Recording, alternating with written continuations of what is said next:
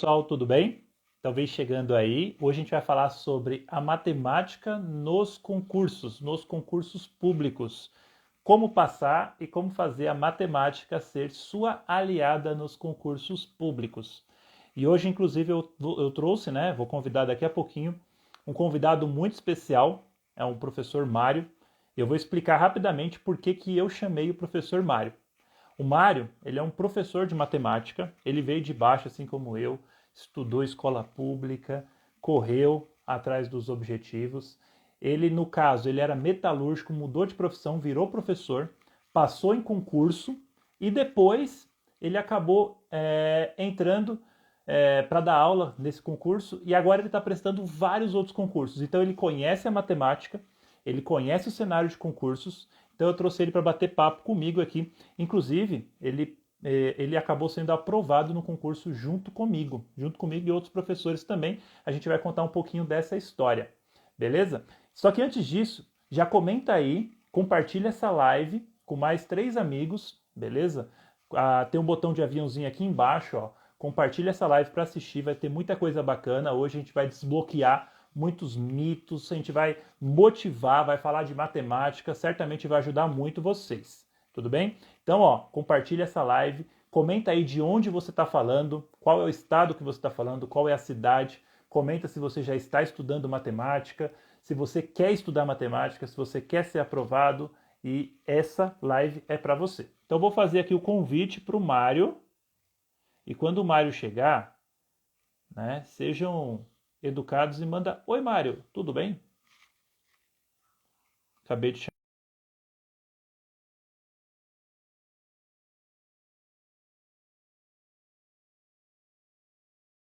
Um direct para Dani, fala assim: Ô Dani, aceita morar no Nordeste, o Rafael quer muito. O Rafael quer morar no Nordeste. E aí, Mário, tudo bem com você? Deixa eu melhorar a câmera Tudo aqui. bem, deixa eu ver se melhora aí.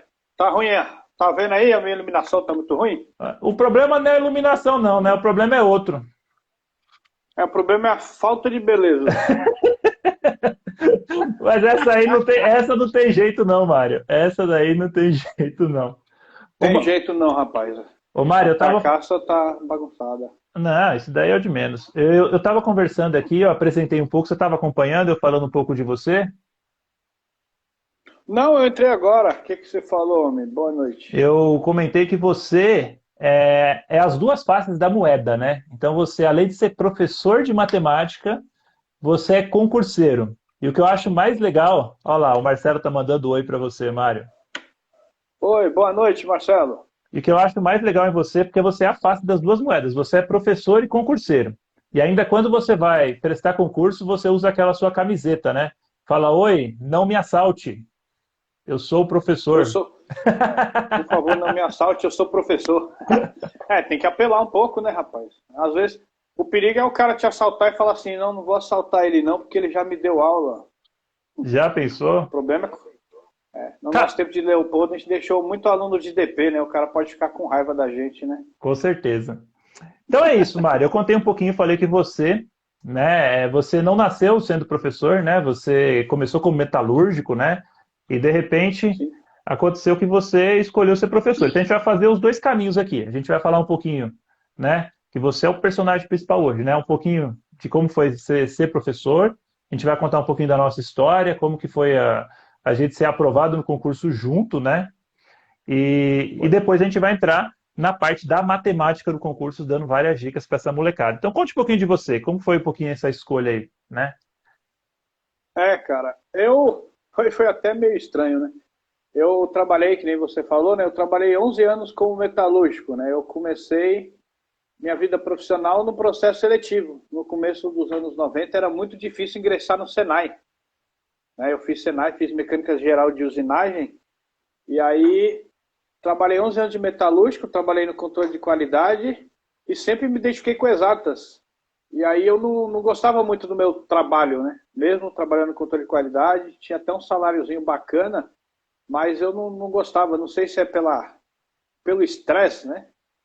E aí, quando foi no começo dos anos 2000, apareceu uma oportunidade de fazer faculdade de matemática, né? E eu não era uma pessoa que tinha muita paciência para ensinar, chega a ser engraçado, né? Que eu sou uma pessoa bem paciente.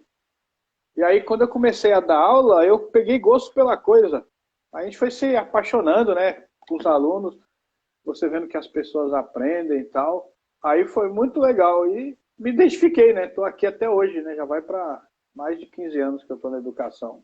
Muito Basicamente é legal. isso. Uma coisa interessante que você falou aí, né, que você achava que você não tinha paciência para ser professor, né? Mas eu tenho certeza que na faculdade você aprendeu muita coisa, né, que te deu base para poder, né, também conseguir dar aula, né? Sim, sim. É, na verdade, a faculdade, o maior aprendizado foi a paciência, né? A gente fez ensino médio público, né? Eu também estudei escola pública até o ensino médio. A gente entra na faculdade com pouquíssimas bases de matemática. Eu vou até contar uma experiência engraçada, né? Hoje dá até um Uhum. pouco de vergonha. A primeira aula de faculdade que eu tive foi uma aula de cálculo. Eu nunca esqueço do professor, ele chamava Oderson.com. A gente chamava ele. Mas o ponto Você com não imagina era no. o ponto com não era o nome dele não, né? Era só o apelido. Não, foi. Você imagina no começo dos anos 2000, um professor que só dava aula quase que online. Tudo que ele passava para a gente era por e-mail. Eita. E naquela época, o único e-mail que tinha mais de 1 GB que cabia de memória era o e-mail do POP. Todos os e-mails não cabia nada. Então tudo que ele mandava enchia minha caixa de e-mails. E aí ele passou um exercício que eu morri de vergonha. Ele passou um exercício que estava com o seguinte enunciado: construa o gráfico da função f de x igual a x ao quadrado. E era Eu não fácil, né? consegui fazer. E esse daí é Não fácil, né? consegui fazer, cara. Não consegui fazer, por incrível que pareça. Não lembrava. Eu morro de vergonha de falar isso hoje. Mas você sabe, Mário, Aí depois, que você sabe que essa questão da base matemática, né, é muito assim. A gente tem esse problema na matemática com muitos estudantes, mas eu acho que quando a gente tem força, dedicação, e acho que é o que você vai comentar agora, né, a gente consegue superar isso, né? Principalmente botando a cara para estudar, né? sim, sim. Porque aí eu fiquei com vergonha, né? Porque falei, não, vou ter que aprender, né? Eu comecei uma faculdade de matemática, não sabia fazer um exercício. Naquela época a gente não tinha tanto acesso à internet, né? Aqui em casa a internet de escada, quando o pessoal mais novo não pegou essa época, né? Quando você ligava a internet, o telefone parava de funcionar. Era E assim mesmo. começava a vir meus pais queriam me matar, vinha 500, 600 reais de conta de telefone por causa da internet. Uhum. E aí vem a perseverança, né? Primeiro pelas condições que eu fiz a faculdade, porque eu financiei. Eu estava desempregado, né? Aí eu fiz o chamado FIES, que era o único programa que tinha naquela época. E aí eu falei, puxa, eu vou pagar um rim quando acabar a faculdade, né? Eu vou ter que fazer ela bem feita, né? Aí começamos a estudar. Como eu estava desempregado, a gente começou a fazer grupo de estudos na faculdade. E aí alguns colegas até me pagavam um pouco, porque como eu tinha tempo para estudar. Aí eu vi que eu levava jeito para ser professor quando eu comecei a estudar para ensinar meus colegas. Né? E aí foi aperfeiçoando, né? E sempre se aplicando na matemática, que era um outro contexto daquela época, diferente do dia de hoje, né? A Uhum. matemática naquela época ela era muito conteudista. Eu até Conteudista não. engessada, né? Era engessada. O professor ensinava daquele jeito e a gente tinha que fazer daquele jeito. Se você não fizesse do jeito que o professor te ensinou, para ele não servia. Né? E Entendi. eu nunca gostei desse tipo de pedagogia. Tanto que nós dois trabalhamos totalmente diferente disso, né? Não tem nada a ver, né? Uhum. A gente trabalhava na mesma escola, né? Durante acho que uns 5, 6 anos, né? Foi tempo pra caramba, né, Mário? Uns Foi 5, 6 anos. 6 anos. 6 anos que a gente trabalhou junto na mesma escola. E era uma bagunça, tanto a minha sala quanto a sala dele. Só que era uma bagunça assim, porque a gente brincava muito, a gente deixava os alunos à vontade para aprender, e, enfim, era essa um pouco da didática. Mas enfim, depois de quanto tempo você entrou na faculdade, você já começou a dar aula? Na metade da faculdade eu comecei a eventuar, já, né? Eu trabalhava de call center, essa época foi sofrida. Eu trabalhava de call center de manhã, lá perto do Shopping Paulista, das 6 ao meio-dia. Aí eu eventuava à tarde e ia para a faculdade à noite. Aí eu Hum, eventuei mais ou menos 1 ano e 3 meses. Aí depois eu comecei a pegar aula. Quando eu peguei aula, eu saí do call center, porque o salário era Foi, Duvido, viu? Era pouquinho. foi por causa do call center que você arrumou aquele microfone gigante que você ficava atormentando os professores todos lá na escola? Também, também. Mas quem deu aquela ideia do microfone foi a Ana Lúcia, que trabalhou conosco, lembra? Lembro, lembro. Ana Lúcia, sucesso. É, Se ela estiver assistindo aí, um beijo. ela trouxe a ideia do microfone. Até na época eu pedi para ela comprar, que ela comprou até na China. Aquele vermelhinho que eu tinha, que fazia um barulho danado. Vocês Uhum, queriam me matar? E é. aí também eu fiz, porque eu tinha muito problema com a voz. Eu ficava rouco, muito fácil. Porque Ah, eu sim. falo muito alto, né? Tá E certo. aí eu fiz isso para as cordas vocais. Mas enfim, aí a gente começou a trabalhar, né? E a gente não era efetivo, né? Então a gente não tinha alguns benefícios, enfim, a gente não sabia, sempre aquela atribuição de aula, sempre aquele sofrimento para saber se a gente vai ficar na mesma escola, né? Eu até um pouquinho pior, né, Mário? Porque você ainda era categoria F, né? Você tinha uma certa estabilidade. Eu tinha que fazer aquela prova todo ano lá e tirar uma nota boa para poder ir para o Leopoldo, né? Que eu queria dar aula. E aí a gente teve que fazer alguma coisa, né? E de repente apareceu em 2014, 2012, 2013 mais ou menos, apareceu o concurso público para professor do estado de São Paulo. E aí a Sim, gente pode falar. se não me engano, foi no final de 2012 que o governador colocou aquela propaganda, né? Concurso para 59 mil vagas. Né? Foi Então, a época que a gente deu aquele feeling, né? e era obrigação nossa passar, né? E era obrigação Sim. nossa passar porque, cara, vou falar para você, se vai entrar 59 mil e a gente não passar, né? Aí era sacanagem. Sem contar que hoje, com as aulas que a gente já tem atribuída, tudo, já é difícil conseguir aula no estado, às vezes, dependendo da escola, com a carga que a gente tem, imagina se a gente não fosse, né? E aí a gente começou a estudar, né? Pode falar, desculpa. E aí vai uma dica, né, para quem for fazer concursos, né? Porque a primeira coisa que você tem que fazer num concurso é ler o edital. Que aí vai chegar nessa parte que você falou, começou a estudar. Você lembra que a gente sempre falou que na parte matemática a gente se vira, né, na Sim, parte específica. Tanto que eu praticamente não estudei a específica. Né? Eu e- só estudei a pedagógica, que era o nosso calcanhar de Aquiles. Né? Aliás, o calcanhar de Aquiles de exatas é a parte de humanas. Né? então quando a gente leu o edital, a gente tinha três tipos de prova, né? A gente tinha a redação, a gente tinha Sim, a parte de legislação e a gente sim, tinha a parte de matemática. Então sim. eram esses três caminhos. Então, por exemplo, se você vai fazer a prova o edital, comenta aí qual concurso que você vai prestar. Eu tenho aqui, por exemplo, ó, o edital. Depois eu vou falar detalhado, né? Da Polícia Militar, que é um dos concursos que abriu recentemente, que as vagas, acho que se eu não me engano, é, as inscrições, acho que se não se encerraram, já vão se encerrar, né? Do concurso da PM. Então tinha três disciplinas, né? A matemática, a redação e a parte de legislação. E aí, como você disse, a matemática você já dominava, você nem estudou, inclusive eu também. Eu estava numa época que eu estava dando aula numa escola particular e era bem puxado, né? E aí a Você estava matemática, voando, né? então, e aí era bem puxado, eu tinha que estudar muito para dar aula, inclusive, e aí, consequentemente, eu estava bem seguro nisso, acho que você também, e foi uma opção que a gente teve de não estudar matemática porque a gente estava bem seguro. Mas a gente precisava estudar o quê? A lei. Legislação, a lei. Aquilo que foi que me fez tomar bomba nos concursos anteriores, né? Que também tem a outra parte, que é a parte da, como é que eu posso dizer, persistência. Porque para me efetivar no Estado, eu tomei bomba em 7 concursos. Caraca, Mário. Mas nunca. Foi, eu prestei no Estado em 2003, 2007 e 2010. Aí na Prefeitura eu prestei em 2006, 2009 e 2012. E prestei na Prefeitura do Taboão em 2004 também. Não passei nesse. Só que eu nunca parei para analisar o porquê. Você Eu só fala, tive essa autocrítica. você era daqueles que falava assim que era Deus que não estava colaborando com você, ou se Deus quiser eu passo no próximo e não fazia plano.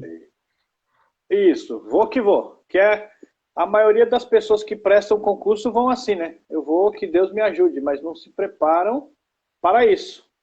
nós se preparamos, né? Nós fomos no calcanhar de Aquiles, que era a parte pedagógica, né? Legislação, aqueles autores que são os mesmos, e como eu faço muito concurso, não mudou nada a estrutura desde aquela nossa época. Eu vou falar para Geralmente você. são os mesmos autores. Eu vou falar para você, Mário. Se você acreditar no cargo que eu estou hoje da Secretaria Estadual, né? Eles pediram para a gente validar, olha só que doido, para a gente validar o edital que vai sair para professor do Estado no futuro próximo. Tá quase a mesma coisa, né? Então, mas aí a gente barrou algumas coisas, colocou outros livros. A gente lá da equipe de matemática, a gente que fez essa atividade lá. A gente ficou uns 2 dias analisando o edital e colocando algumas coisas, tirando outras. Bem legal. Senão fica muito sem graça também, né? Vai fazer igualzinho. É. Mas pelos concursos que eu fiz, não muda muita coisa. E aí, o que a gente fez naquela época? A gente focou na parte pedagógica, né? E aí teve até o A gente não, né? Cristiano nos Apareceu um ajudou anjo muito, lá né? pra gente, né? Que acho que se dependesse da gente ia É. colocar na mão de Deus de novo, né? Não, a gente ia entregar na mão de Deus, ia na fé. Vai na fé e na matemática. Mas eu não sei se você lembra, cara. Você sabe o que fez a gente estudar? Foi ler o edital, né? Foi ler o edital. Porque até isso é uma dica para quem está assistindo. Porque até teve uma coisa que eu acho que não foi correta, mas graças a Deus para a gente foi bom. O edital, as notas das provas objetivas, elas eram corridas, né? Nós dois poderíamos se efetivar em matemática zerando na prova de matemática, que é uma vergonha. Você lembra Então. disso, né? Porque, por exemplo, eu lembro que a curva de matemática foi 34,7. Só na pedagógica eu fiz 39 pontos. Então eu poderia ter me efetivado zerado em matemática, mas na de matemática eu fui bem também, né? Tanto que a gente Foi. classificou bem, né? A gente escolheu. Se eu não me Nós engano, fomos no primeiro dia da escolha. se eu não me engano, teve umas 1.000 na nossa diretoria, teve umas 1.000 e pouco, não, era bastante, né? Não lembro. Só sei que você ficou, acho que em 23º ou 24º, não foi? Foi o 24º, você ficou me zoando por causa do número, eu lembro. 24º, eu fiquei, eu fiquei em 61, não foi? Foi. E o Leandro ficou em 123, né? Isso, foi o Leandro. Uma Eu coisa lembro assim. Ele tá aí, não. Olha, eu cometi um erro nessa prova absurdo, né? Eu já comentei na live anterior, eu dormi no meio da prova porque eu virei à noite no casamento nesse dia, de tão confiante que eu tava. Então, Mas eu fiz a mesma coisa. me comprometeu, mas essa confiança foi porque a gente estudou, né? Assim, foram acho que uns 10 sábados que a galera ia jogar bola e a gente estava lá na aula, 8 horas da manhã do sábado, até 1 hora da tarde mais ou menos, com o professor Cristiano, porque a gente não dominava a lei. O problema é que quando a pessoa estuda a lei, é que ela acha que a lei é aquilo que ela pensa, mas a gente tem que pensar como autor e como a lógica da lei. Né? Então, por exemplo, uma lei ligada à educação. O aluno, no final do ano, ele não atingiu a nota. Aí a gente fala assim, não, ele precisa ser reprovado para fazer de novo, né? É o que a gente pensa. Mas como é que Mas o funciona? pensamento. Não, o professor precisa atingir o desenvolvimento pleno do educando. E aí, E agora, depois consequentemente... da pandemia apareceu agora uma nova palavrinha, socioemocional. Você tem que analisar sim, a parte. a gente escreveu algumas coisas Agora é a lá. nova moda. Naquela época era competências e habilidades, ou, como dizia o Leandro, desenvolvimento do lado cognitivo do seu aluno. Né? A zona de desenvolvimento proximal, Vygotsky. É isso, zona de desenvolvimento proximal. Mas E aí vai a dica por... Pode falar. Pode falar. Não, fala você. Aí Não, vai a pode falar. dica. Não, é que eu quero dizer assim, que às vezes, quando a gente vai estudar, principalmente leis, né, seja para um concurso ligado à educação, seja um tribunal de justiça, a gente não pode falar o que a gente pensa.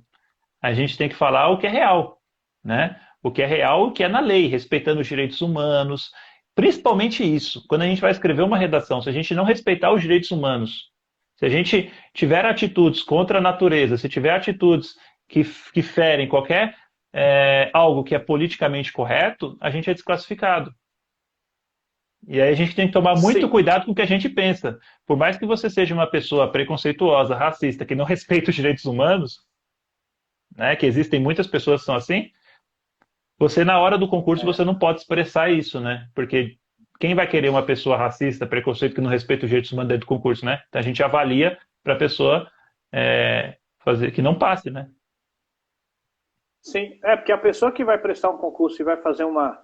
A gente costuma falar de redação, mas na verdade hoje em dia só tem artigos de opinião, né? Se Uhum, for analisar friamente, né? Porque redação é aquilo, eu dou um tema para você, falo, ó, Rafael, vamos contar a história do Chapeuzinho Vermelho. Isso é uma redação. sim, Você vai lá escrever, era uma vez, biriri, bororó. Hoje em dia não, hoje são artigos de opinião. Eles colocam um tema justamente para avaliar essa sua parte emocional também. Eles colocam um tema polêmico, além de avaliar, isso eu estou vendo pelos concursos que eu fiz, além dele avaliar seu conhecimento do assunto, ele quer avaliar o seu perfil pessoal. As redações de concurso caminham para esse lado, que é isso que você falou. Então, dependendo do assunto que eu colocar, se o cara falar, por exemplo, sobre ideologia de gênero, se eu tirar a minha ideologia e aplicar o conhecimento sem a ideologia, eu faço uma boa redação. Agora, se eu colocar o que eu penso, eu vou zerar na redação. com Por certeza. causa disso que você falou. Não Porque eles necessariamente, né? avaliam. Se você pensar correto, tudo bem, né?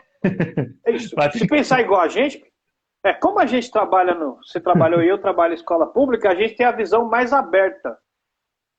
Isso eu posso falar, porque quando eu trabalhava na metalúrgica, a minha visão era muito mais fechada. Porque eu trabalhava num ambiente extremamente masculino. Então, assim, é o que você falou, levando para o nosso lado o concurso de professores, né? Quando você vai fazer uma redação, você tem que esquecer a sua realidade da escola pública da periferia e colocar a realidade dos autores socioconstrutivistas acham que é a escola ideal. com certeza. E isso em qualquer coisa. No Banco do Brasil também teve uma redação parecida em relação ao banco. Ele colocou uma situação, problema em relação ao banco de uma pessoa que chegou lá visivelmente alterada porque recebeu uma cobrança indevida e você trabalha no banco, como é que você aborda a pessoa que usou termos de baixo calão com você? Aí, tá vendo? Tá Aí na a gente nossa pensa cabeça. assim. Aí a gente pensa assim, não, essa pessoa aí, ela tem que ser colocada para fora, não tem que conversar com ela, eu vou xingar essa pessoa, vou mandar ela para aquele lugar, e aí você também vai para aquele lugar, né, para a lista de desclassificados da prova, né? Isso, aí você toma bomba. Parabéns, você está eliminado. Aí você tem que Sim. falar as palavras bonitinhas, em cima da lei, o que, que você pode fazer, qual é a postura do banco, lembrando que o banco é um prestador de serviços, e aí você escreve o que eles querem ouvir. Eu costumo dizer para as pessoas, né? O Cristiano até falou isso para a gente.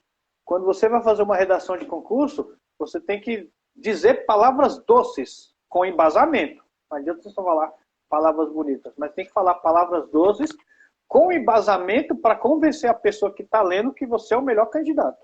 Com certeza. Eu acho ó, que eu vou falar para você, essa parte de ideologia, de redação, ela é o que pega muita gente. Inclusive, eu fui reprovado, não por causa disso, porque eu sempre escrevi nessa pegada também, né?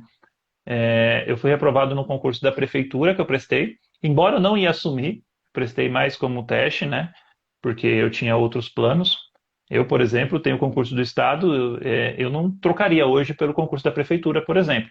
Talvez até pela questão salarial seja mais vantajosa, mas eu acho que chega um momento da vida que a gente não quer só dinheiro, né?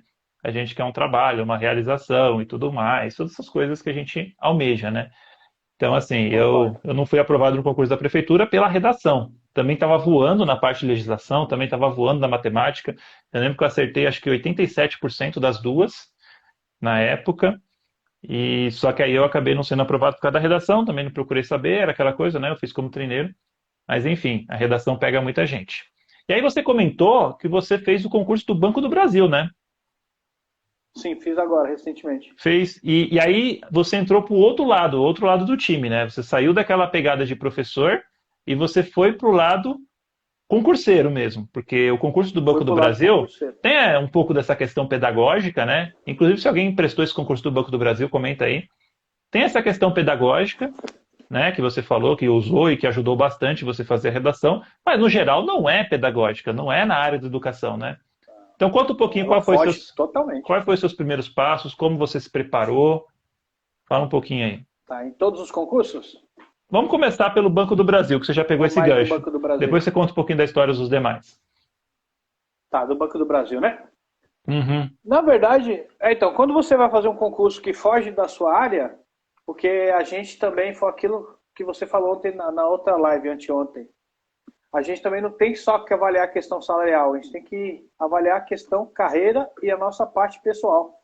Será que se eu trabalhar no banco eu vou conseguir equilibrar? Tem que haver um equilíbrio.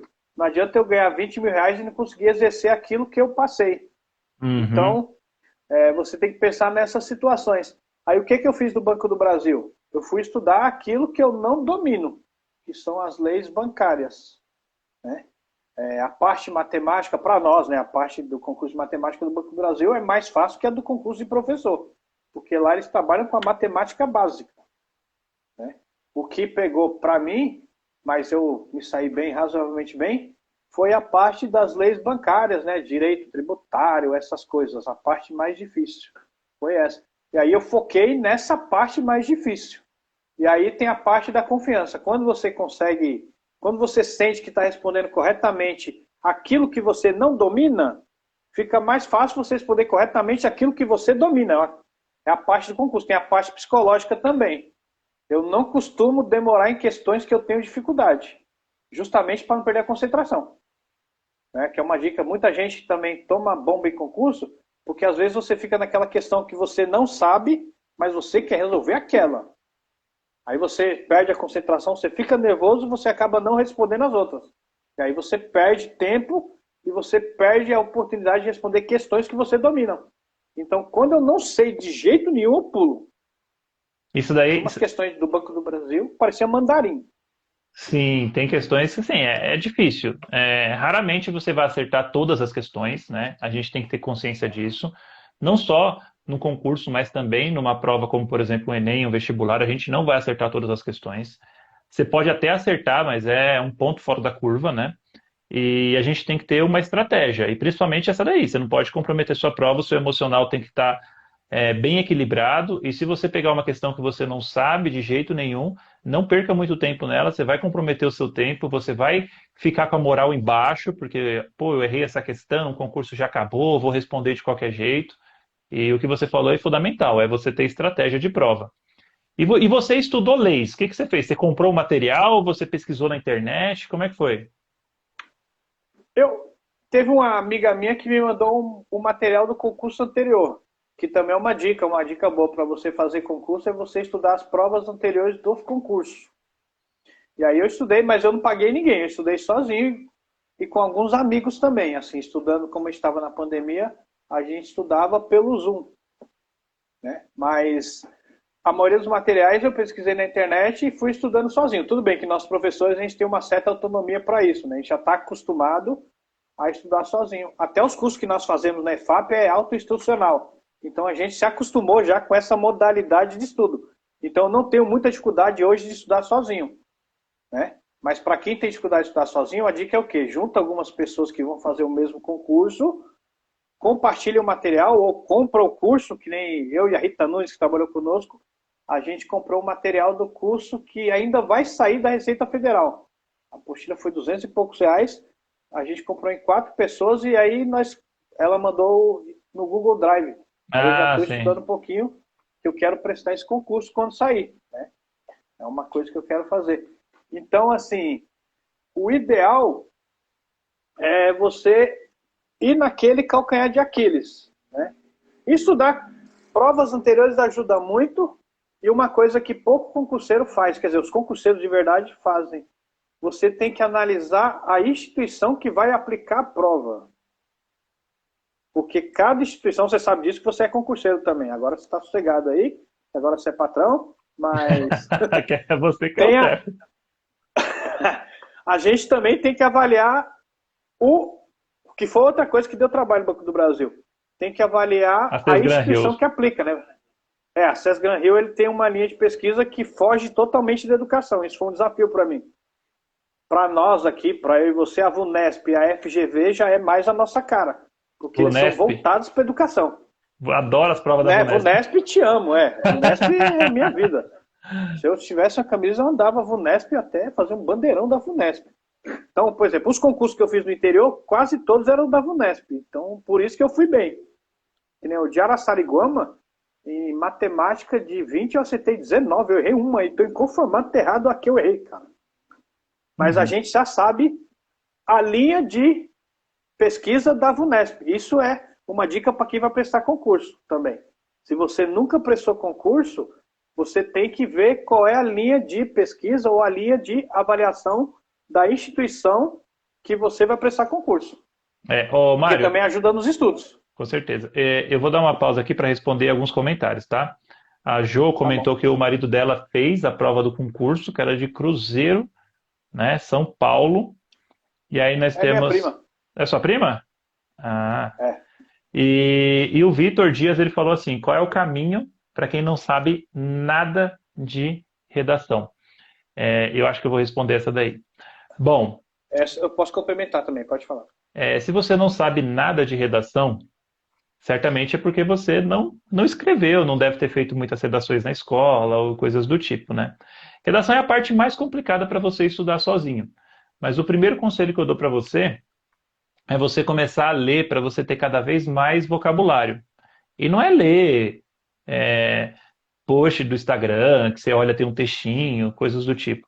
É você ler livro mesmo, sabe? Livros que te agradem, que você não tenha uma leitura tão cansativa, porque você vai vendo palavras e aí, consequentemente, você usa essas palavras dentro da sua redação.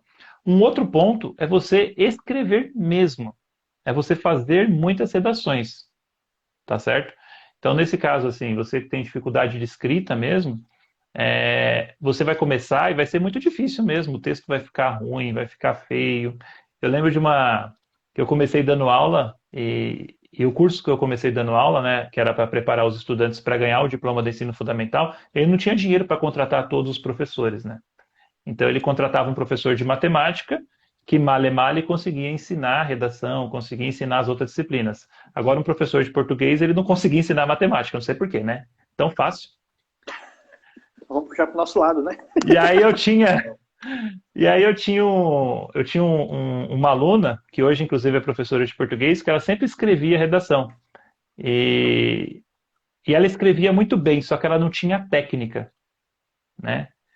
E aí ela brincava que ela nunca me satisfazia, sempre tinha uma coisinha a melhorar, né? Então, você começa a fazer redação e você tem que ver, por exemplo, que ela tem uma estrutura. E você começa desde o básico. Uma redação tem começo, tem meio e tem fim. Aí depois você começa a chamar de introdução, desenvolvimento e conclusão. Aí o desenvolvimento você já divide também em duas partes. Então, assim como a matemática, que você tem toda uma estrutura de matemática básica, a redação também tem. Então, começa a pesquisar todas essas estruturas, começa a ver redações, começa a escrever e, principalmente, leia a redação que você escreveu. Tenta ler em voz alta. Né? Fala assim, ó, eu vou ler a redação que eu escrevi. E aí, consequentemente, com essa técnica, com a teoria e com a prática e aliada à leitura também, você vai desenvolver essa linha de raciocínio. E cada vez se aprimorando mais. Agora você falou que ia complementar. Isso, você não deixou de ser justa. Além disso, porque você falando da leitura, também tem uma coisa assim, ler também é um exercício. Então, primeiro você precisa começar a ler coisas que você gosta, para você se acostumar a ler coisas que você não gosta. Porque para você passar no concurso, você também precisa ler coisas que você não gosta. Eu costumo comparar a leitura com alimentação. Eu não como tudo que eu gosto. Eu como as coisas que eu gosto, mas eu preciso comer coisas que eu não gosto, mas me fazem bem. Então, eu preciso ler coisas que eu não gosto, porque eu vou precisar fazer um concurso. E eu não sei se você lembra, isso eu nunca esqueci, foi o Cristiano que falou para nós. Ele me ajudou fazendo a redação. Todo mundo aqui lembra do Caça-Palavras, aquele coquetel. Uhum. E tem uma parte lá embaixo que é chamado banco de respostas. Lá embaixo tem umas palavrinhas lá. Geralmente são as palavras difíceis, lembra? Que aí você geralmente encaixava naquela. Quando eu faço redação, isso é uma dica para quem é de exatas para fazer uma redação. Quando eu faço qualquer artigo de opinião ou redação de concurso, a primeira coisa que eu leio geralmente eles colocam os concursos atuais, eles colocam, leiam os textos, motivadores. Textos de apoio. Isso, os textos de apoio. É uma palavra bonitinha, né? A gente tem que falar bonitinho, você sabe, né? Uhum. A gente está numa live e a gente tem que ganhar like. Aí, põe os textos de apoio para responder a tal redação. E aí, quando eu vou pensar na redação, eu coloco uma dica que o Cristiano deu, nunca mais esqueci. Eu coloco palavras-chave. Por exemplo, que estão no texto de apoio. que estão no texto de apoio e que podem encaixar. Por exemplo, se o texto de apoio fala sobre indisciplina na sala de aula. Quando fala em disciplina na sala de aula, o que vem na cabeça da gente? Família disfuncional, dificuldade de ensino-aprendizagem, Metodologia de ensino. na escola. Isso. Agora, atualmente, a palavra da moda é problema, dificuldade socioemocional. Aí eu vou colocando assim no cantinho. Coloco antes de escrever a redação. Aí quando você começa a escrever, que falta palavra, aquela palavra que você colocou no cantinho, ela encaixa. Caramba, mano. Batata, dá certinho. Caramba, será que o pessoal tá anotando essa dica, mano? Eu gostei, viu? Encaixa. Encaixa. Quando você pensa que não, você vai falar um negócio. Ah, mas o aluno, ele tá com problema de disciplina porque ele tem dificuldade. Aí você fala, dificuldade o quê? Cognitiva não encaixa. Acadêmica não encaixa. Aí você vê, socioemocional. Show de bola. Entendeu? É isso aí mesmo. Porque atrás de um... Aí você começa a juntar voltando para a educação, se você juntar na realidade, por trás de um aluno disciplinado, tem outras dificuldades que todos desconhecem. E a pessoa que vai ler, ela costuma corrigir redação por amostragem. Então, a pessoa que está corrigindo redação, ele pega aquelas palavras chaves que soam bonito. Porque você sabe, a pessoa não vai ler, sei lá, 1 milhão de redações na íntegra. E o resto, então ele pega a palavra-chave que você colocou lá e o resto, para compor as linhas, é encher linguiça. Porque já teve até erros graves. Não, você lembra o mico que pagou? É pior que assim, nós dois, vamos até descontrair um pouquinho, tu torce pro Corinthians, eu torço pro São Paulo. E aí teve uma redação do Enem que o cara colocou umas palavras bonitinhas, mas incorporou o hino do Palmeiras no meio. Não sei se você lembra disso. Lembro. Ele colocou uns negócios bonitinhos, aí colocou assim, quando surge o viver de ponente, aí escreveu um monte de groselha, aí tem outra parte que colocou, no gramado que a luta o aguarda. E aí o cara conseguiu tirar uma nota boa no Enem. Foi um escândalo na época. Foi no ano que o Palmeiras caiu. Foi ainda ferrou o cara. O Palmeiras caiu, mas o Palmeiras caiu também. Não tem palmeirense aqui na live não, me perdoe, né? Mas o Palmeiras, se sair a Dona Leila, ele cai de novo. Aí, então, a pessoa que vai ler, isso eu falo até pela nossa redação do concurso. É que eu não peguei hoje, numa próxima oportunidade eu posso até ler. Tem palavras que eu coloquei ali que eu nunca falei na minha vida, gente, não ouçam isso. Mas, assim, a pessoa que leu a redação, ela deve ter pensado que eu era Paulo Freire. De tão bonita que ela ficou. Isso foi o Cristiano que deu. Então, você colocando palavra-chave, porque qualquer artigo de opinião tem palavra-chave, né? Agora, por exemplo, a palavra da moda é a COP26. É uma coisa que potencialmente pode cair no Enem, sobre essa conferência do meio ambiente. Uhum. Então, se a redação for cair sobre o meio ambiente, o que envolve o universo do meio ambiente? Por que está acontecendo esse negócio na camada de ozônio? O cara vai lembrar. Desmatamento, um combustível, podia usar um combustível que fosse menos poluente que a gasolina. Então, todas essa palavra encaixa. Isso é uma pessoa de exatas que não sabe escrever. Lógico, a gente sabe, né? Nós somos professores, mas eu só consegui tirar notas boas na redação usando esse esquema das caça-palavra. É o banco de questões. Eu sempre faço isso, em todos os concursos. Até o último que eu fiz recentemente foi o de Jaguariúna, foi o mês passado. Teve um artigo de opinião lá, que até fugiu da educação, mas eu desenvolvi em cima do banco de questões. Encaixa. Pode anotar essa dica, encaixa direitinho. Beleza. Então, só resumindo, para quem chegou agora o que a gente já falou, a gente contou a história da aprovação nossa no concurso, que é o cargo que a gente tem até hoje. A gente falou um pouquinho sobre como que funciona os primeiros passos para quem dá o concurso, que é ler o edital, pegar o material, e agora a gente está falando sobre como estudar para o concurso.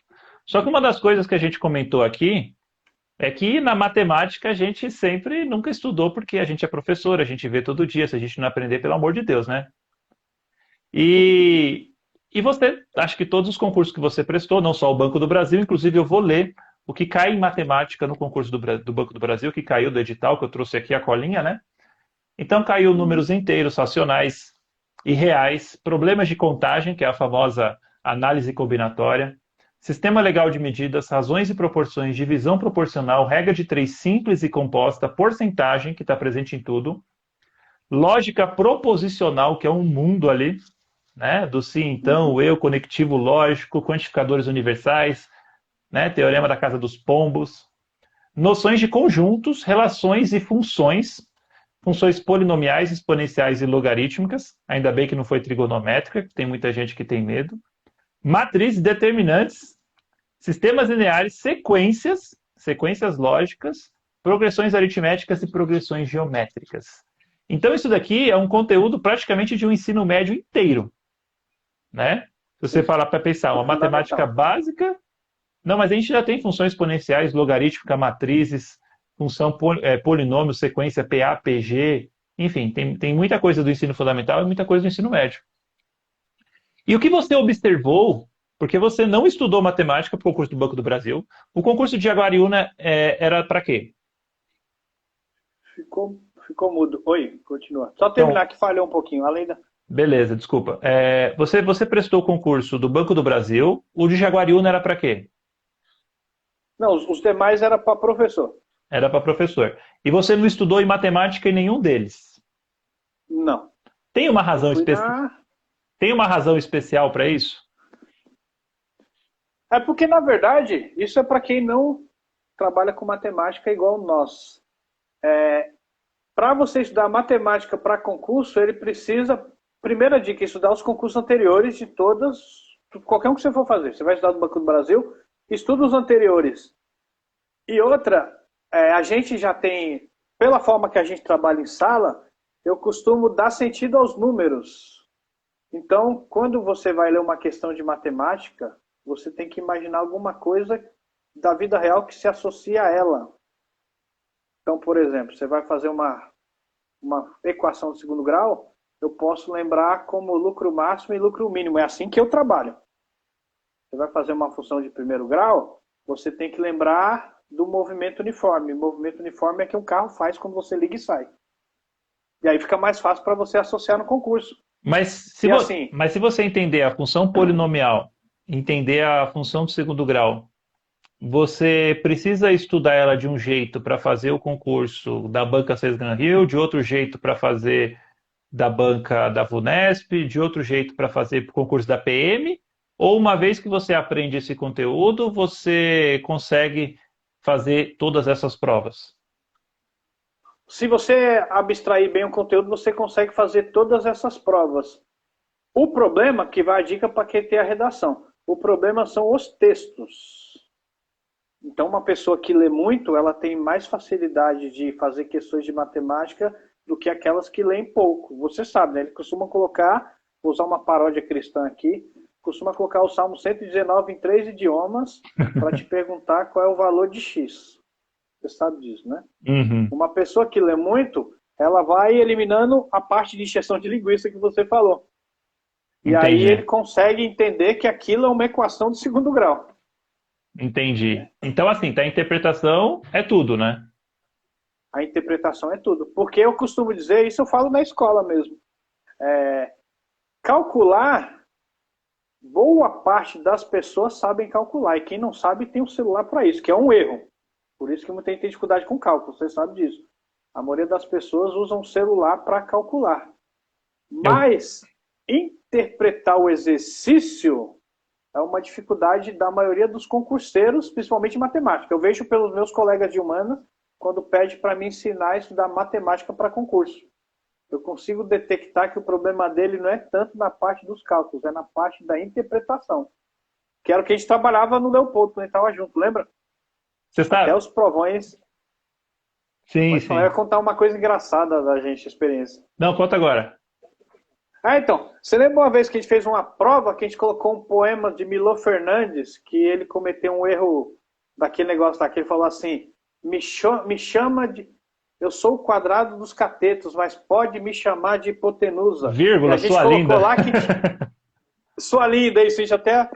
Aí a gente colocou lá, Milor Fernandes cometeu um erro matemático. Qual foi o deles, né? Porque o erro dele foi não se chamar de quadrado da hipotenusa. Lembra? Ele falou, eu sou o quadrado dos catetos, mas me chame de hipotenusa. De hipotenusa ao quadrado. Então, assim, você vê. Que era hipotenusa ao quadrado, ele só chamou hipotenusa. Que foi a pergunta que era a pergunta do milhão, né? Que a gente brincava. Então, O que falta, o que eu sinto assim é falta de interpretação. E outra, né?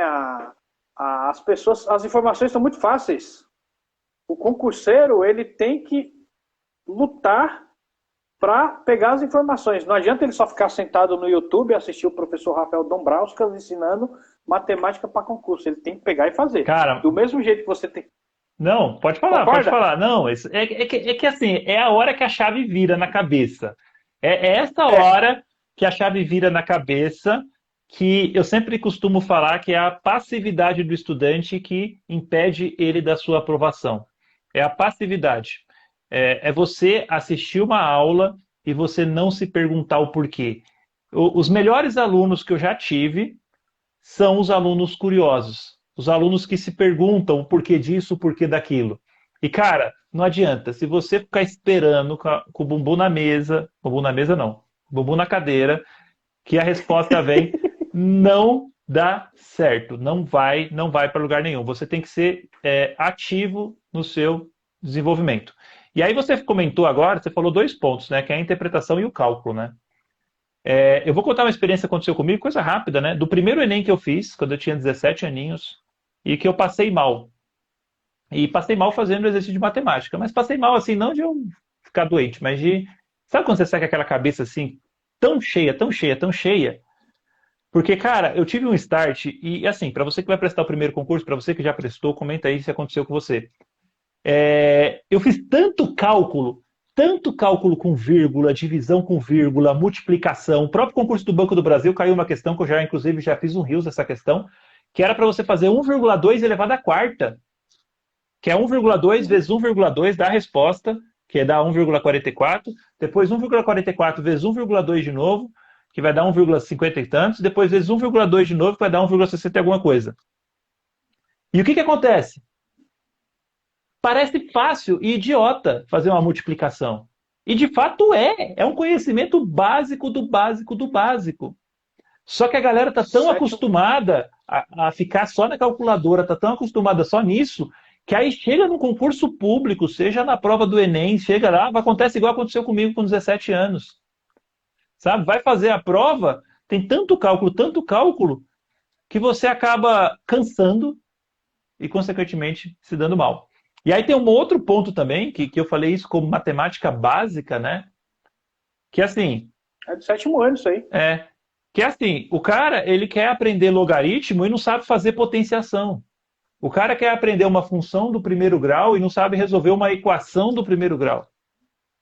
O cara não sabe o que é o valor do x numa equação. E aí o cara patina, demora muito tempo. E eu fiz uma lista. Você me deu outro start. Mas já vamos lá. Eu fiz uma lista aqui de matemática básica, que assim, eu acho que é uma parada obrigatória para qualquer um que vai fazer concurso que tenha matemática.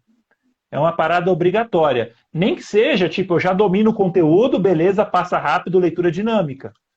Entendeu? Mas certamente uma lacuna você vai ter que não tá boa. Então, ó, quem tiver aí, anota, pega o papel, corre aí. Eu vou dar 3 segundos para vocês, anotem aí. Que se você, o primeiro passo, se você quer fazer um concurso de matemática, é obrigatório fazer matemática básica, nem que seja, pô, já domino, já sei, e aí, consequentemente, vai. Conjuntos numéricos. Primeiro ponto. Você precisa conhecer que existem os números naturais. Não é saber quais são os números naturais. Mas, por exemplo, os números naturais, beleza. As operações básicas mesmo. Mas os números inteiros, as operações com números negativos, se você não domina, cara, você não vai para lugar nenhum. Aí entra os números racionais, os números com vírgula, e principalmente a tão famigerada fração. Fração é divisão, é parte. Né? Nem tudo é inteiro. Né? Aliás, quase nada é inteiro. Né? Você pegar a probabilidade é um número irracional. Né? Então você precisa dominar o conjunto dos números racionais, operacionalizar a fração. Você precisa dominar os números irracionais. Tá certo? Então todos os conjuntos dos namorais não, dos naturais, dos inteiros, dos racionais e também o conjunto dos números irracionais. Eu nem vou falar os complexos. Fica em escanteio. Eu nem vou falar os complexos aqui que caem em 5% dos concursos. Né? Mas irracionais o pessoal deixa escanteado mesmo, não costuma trabalhar. Na verdade, os irracionais ainda tem um pouquinho ainda, né? Porque quando entra trigonometria vem muito número irracional.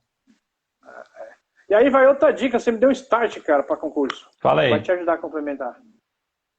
Porque para quem não tem domínio em matemática igual nós, o melhor jeito de estudar matemática, além da interpretação, é assim, o que eu preciso saber para responder essa questão? Aí cai na matemática básica. E aí você precisa ter base, você precisa ter know-how. Isso.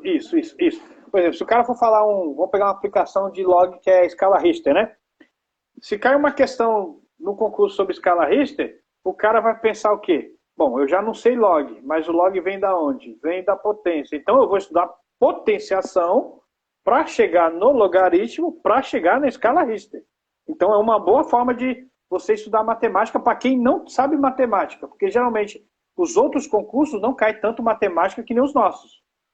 Mas é o que desempata o concurso é matemática. Com certeza. Geralmente e quando você vai prestar um concurso, você está competindo com outra pessoa. Então você não precisa ter uma nota para você passar, igual na escola, que é 5. Você precisa ser melhor e se garantir. Sim. Então você precisa estar lá em cima. Foi o que aconteceu no nosso, né? Foi o que aconteceu no nosso, né? Quando a gente... Que é outra coisa que a gente podia falar, estratégia de concurso. Quando nós estudamos para concurso, nós estudamos para passar bem, para escolher uma boa escola.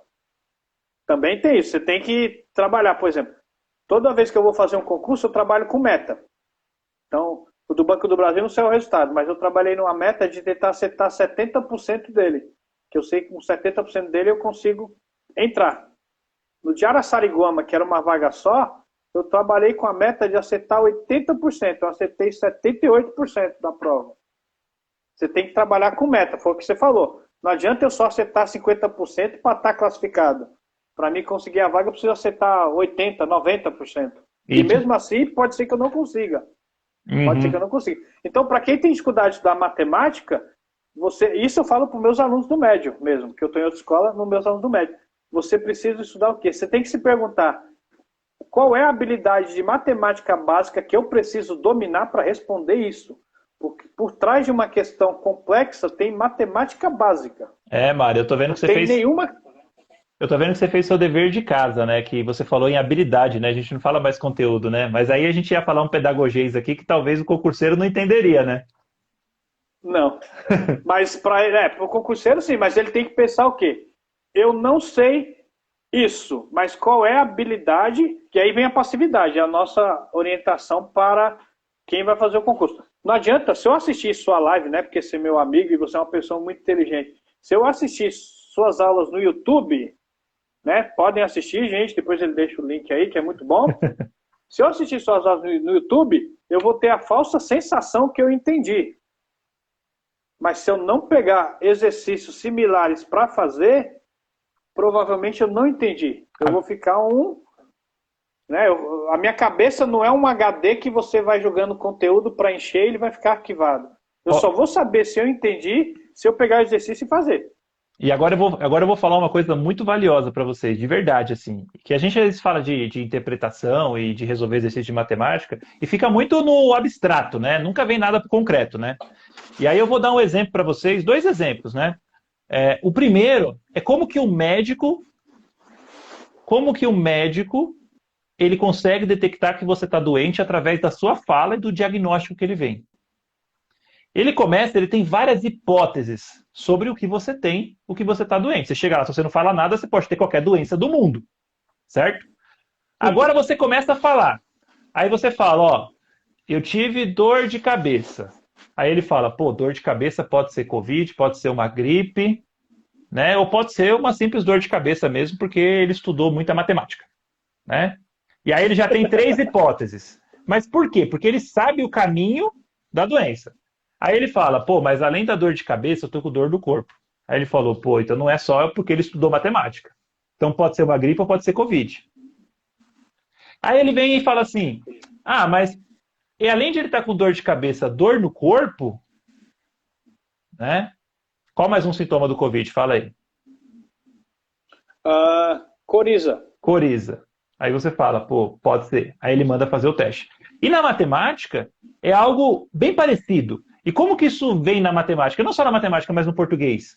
Quando você pega uma questão, e se você é um estudante que estuda por questão, você já certamente você já tem na sua cabeça, porque você estudou, uma questão semelhante ou parecida, com palavras-chave, que cabe a você uma estratégia de resolução. Então, eu vou dar um exemplo. Tem uma parte aqui no concurso do Banco do Brasil que ele fala bem claro. Ele fala assim, ó, divisão proporcional. Cara, a divisão proporcional é quando você tem uma herança, essa herança é dividida por 3 filhos, e ele vai dividir essa herança diretamente proporcional à idade dos filhos. Aí você já fez um exercício desse, sabe como que faz, sabe todo o mecanismo. Quando cair um exercício, ele vai falar assim, mas a empresa lucrou tantos mil e os funcionários investiram XYZ. Você vai falar, cara, eu já sei o caminho porque eu já vi uma questão semelhante e, consequentemente, eu já vi.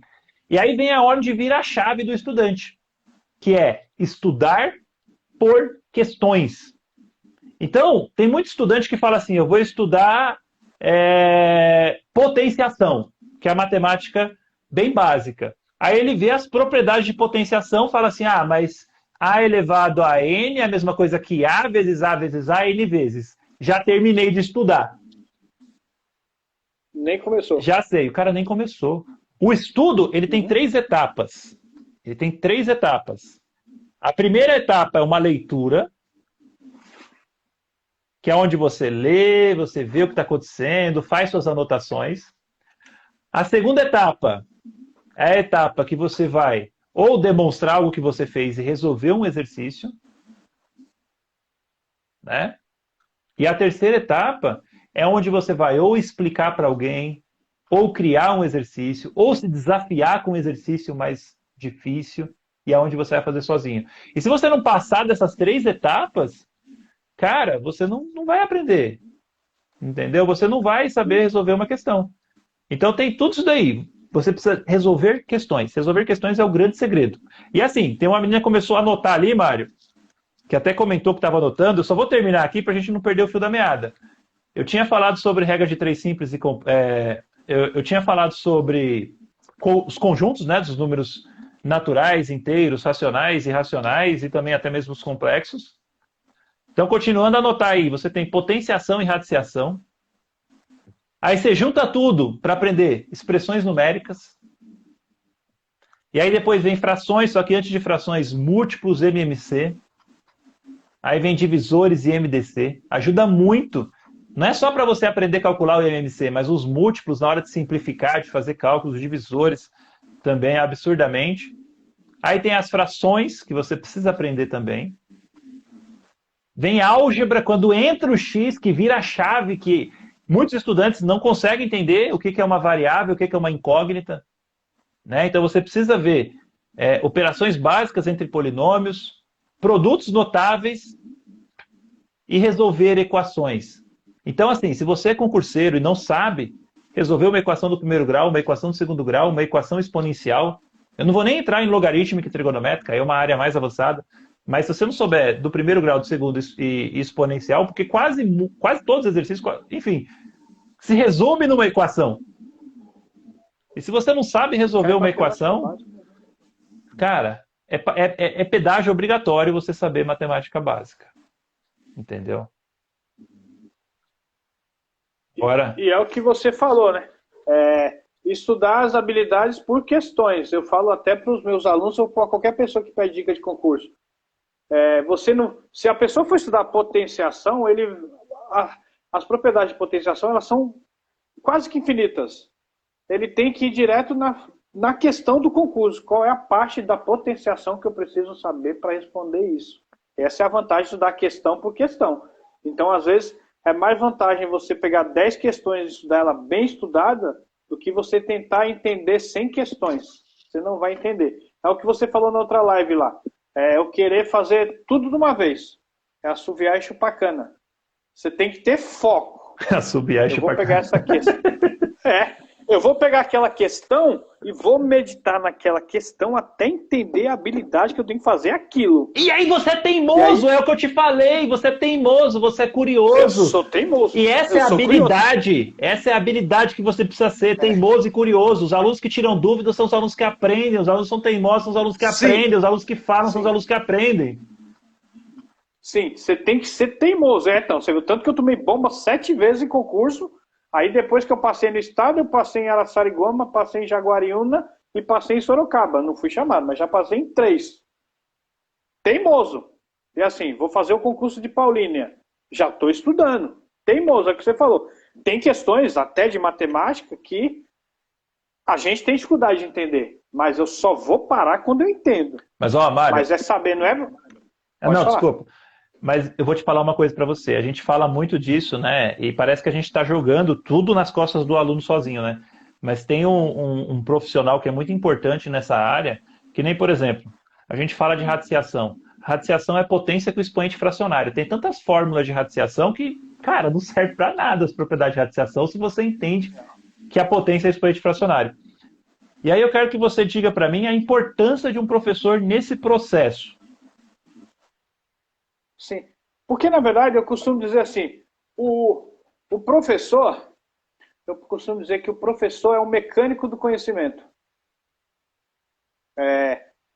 A gente tem a habilidade de encaixar todos os conhecimentos que o aluno tem no mesmo lugar. A gente dá aquele norte. Ou pode dizer que a gente é a placa de trânsito, aquela placa que está assim, você pega a bandeirante, você sabe que eu viajo muito. Eu sou uma super placa, né? 2 metros de altura. Você é uma placa gigante, é uma placa mãe. Você tá andando na Bandeirantes, aí tem uma hora que a Bandeirantes é legal, porque a Bandeirantes e a Anhanguera, ela se cruzam num monte de lugar. Quem já foi, cruza em Jundiaí, cruza em Limeira, cruza em Cordeirópolis. Então o que acontece? O que a placa te dá? Ela te dá a direção. Então se eu quiser ir para Jundiaí, para mim chegar mais rápido, ou para mim ir direto e não me perder, eu tenho que pegar a Anhanguera. Se eu quiser ir para Campinas, eu tenho que pegar a Bandeirantes. As duas levam para o mesmo lugar. Só que uma gasta menos tempo que a outra. O professor, ele te faz economizar tempo de estudo. Se você estudar sozinho, eu costumo dizer assim, se você estudar sozinho, você vai mais longe, mais rápido. Se você estudar com o professor, você vai mais longe. Ainda digo mais, Mário, que nem você falou, né? Você aprender, né? Pegando o gancho que a gente falou, a matemática, ela é única, é uma linguagem universal. E os concursos, por mais que ele mude um texto, ele mude uma palavra, ou mude alguma coisa, a matemática é a mesma. E como você falou, você não estudou matemática para nenhum deles, né? Porque você já sabe a matemática. E aí é que eu entro. Além de o professor acelerar esse processo, indo pela Anhanguera, que é mais rápido, enfim, quem conhece sabe, né? Ou a Bandeirantes, no caso. A Bandeirantes, enfim. A Bandeirantes é 120 e a Anhanguera é 100. Mas ela é mais curta. Mas, Isso, exato. Você estuda somente uma vez. Você estuda somente uma vez. Você não precisa estudar para todos os concursos a matemática de novo. Você aprende direito, você aprende uma vez. Você não aprende só por causa de um caso específico que aconteceu naquela questão, você acha que sabe e tudo mais. Entendeu? Então, olha só, o que você levaria 6 meses para aprender, supondo você aprende em 2 meses e você aprende uma vez só. O cara aprende 6 meses e depois tem que aprender tudo de novo, né? Então, o professor ele tem uma função muito importante nesse ponto, né?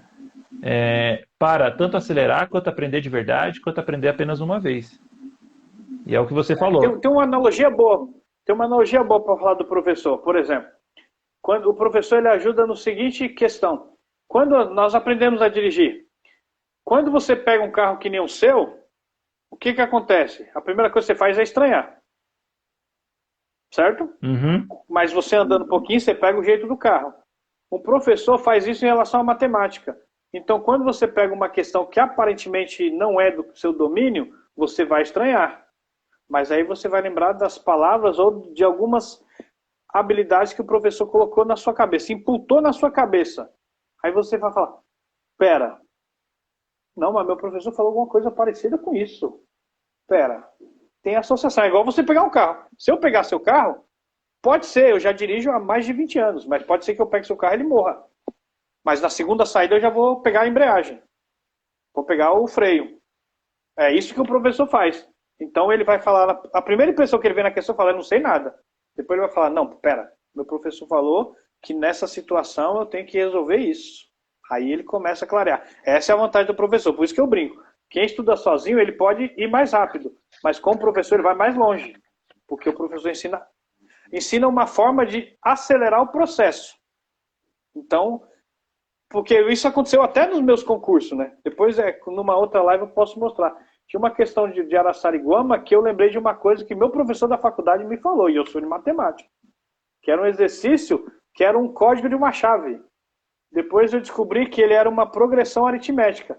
Era só os números ímpares da chave. Ele fez uma combinação lá que era fazendo assim, 10 era 16 vezes 2.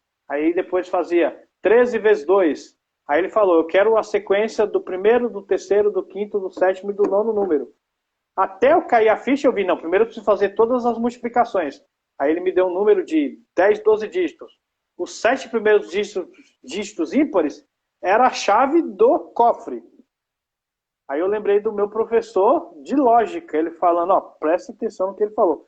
É a chave do cofre, números ímpares. Então, o meu professor da faculdade, há 16 anos atrás, me fez entender essa questão. Se eu não tivesse o professor estudado sozinho, provavelmente eu tinha errado essa questão, mesmo sendo de matemática. Entendi. É isso que o professor faz. Ele acelera o processo. E principalmente, quando a gente fala de professor, a gente tem um grande embate, né? Do tradicional e do novo. O que era matemática antigamente e o que é a matemática hoje, né? E eu vejo a matemática de antigamente como uma matemática que você tinha uma fórmula, né, para você resolver, e o professor passava 1 milhão de exemplos, e aí você terminava, resolvia, porque era um mecânico, né? E aí, quando você terminava de resolver um exercício mecânico que você muitas vezes nem pensava, você achava que aprendia, e muitas vezes você fala que o ensino de antigamente, né, era o melhor de todos, né? E como você vê a matemática hoje? Principalmente que essa matemática nova de hoje em dia é bem diferente desse tradicional. Esse tradicional não dá certo. Não dá certo e muita gente fica frustrada, é reprovada. O que você vê de diferente do novo hoje, que eu já vi muitas vezes que você já se coloca, assim como eu também, como um mediador do conhecimento, não o detentor, a gente não sabe de tudo, a gente faz muitas perguntas, né? Como você vê hoje a nova educação, a educação do século XXI, a nova educação? Eu vejo com bons olhos, cara, porque, na verdade, a dificuldade que as pessoas têm de matemática é não ver sentido nos números, que foi o que nós aprendemos, né? O cara dava a fórmula de Bhaskara pronto, você decorava, ele passava 1 bilhão de exercícios, você fazia 1 bilhão e 1 de exercícios. Na verdade, você não entendeu a matemática, você decorou uma forma de fazer. Agora um desabafo. Agora um desabafo. Não adianta você saber a fórmula de Bhaskara, resolver, se você não sabe calcular o máximo de uma função que determina o lucro máximo de uma empresa. Não adianta nada. O que é cobrado no concurso não é a fórmula de Bhaskara, é o lucro máximo e lucro mínimo. Ou o movimento uniformemente variado, que você joga um negócio para cima e cai do outro lado. Achei que você ia falar que ele cai para baixo. Ele cai para baixo. Aí eu ia matar, se tiver professor de português aqui, não se sinta envergonhado. Então, eu vejo com bons olhos, porque você precisa dar sentido aos números. Então, quando nós vamos ensinar matemática moderna, meus alunos já se acostumaram a perguntar isso. Ô, professor, mas me dá uma aplicação prática para isso. E eles perguntaram para mim, qual é a função de segundo grau mais conhecida que você... Qual é a função de segundo grau mais famosa? Eu falei para eles, simples, aceleração da gravidade.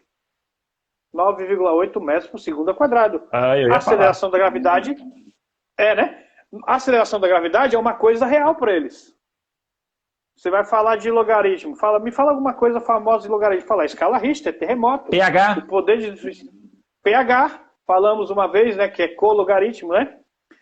Aí você vai fala uma função de segundo grau. Essa eu mostrei andando, né? Uma função de primeiro grau. Professor, para que serve a função de primeiro grau? Eu falei, tá vendo isso aqui? Aí eu parei e comecei a caminhar na sala. Eu falei, como é que é o nome disso na física? Movimento uniforme. Isso é uma função de primeiro grau. É o sorvetão. O que mais, professor? O sorvetão. Aí eu falei para eles assim, eles falaram, o que mais, professor? Falei, você já viu, seu pai já abasteceu um carro? Já. Quando você abastece o carro é o quê? Isso é noção intuitiva de função. Você precisa de duas grandezas, não tem? Ele, quais? Eu preciso saber quanto que meu pai tem e quanto que cabe no tanque do carro. Então, isso aí é uma definição de função. relação de dependência entre duas grandezas. A matemática nova, o professor que tem aquela matemática engessada, ele não consegue mais dar aula. Se ele não der sentido aos números, os alunos nunca vão aprender matemática, porque ele tem as informações ali. Eu não preciso ensinar a fórmula de Bhaskara, ele tem no Google. Eu preciso ensinar para ele para que serve o X do vértice e o Y do vértice. Aí entra o lucro máximo e o lucro mínimo. Eu não preciso ensinar para o cara função de primeiro grau, AX mais B. Ele tem no Google, mas eu posso falar para ele que uma função de primeiro grau você usa quando vai abastecer seu carro no posto de gasolina. Não entra nesse assunto não, que senão a live vai cair, não, porque tá muito caro, tá muito caro. Na verdade, já deixou de ser função de primeiro grau, já virou exponencial, né? Porque como aumenta o negócio, né?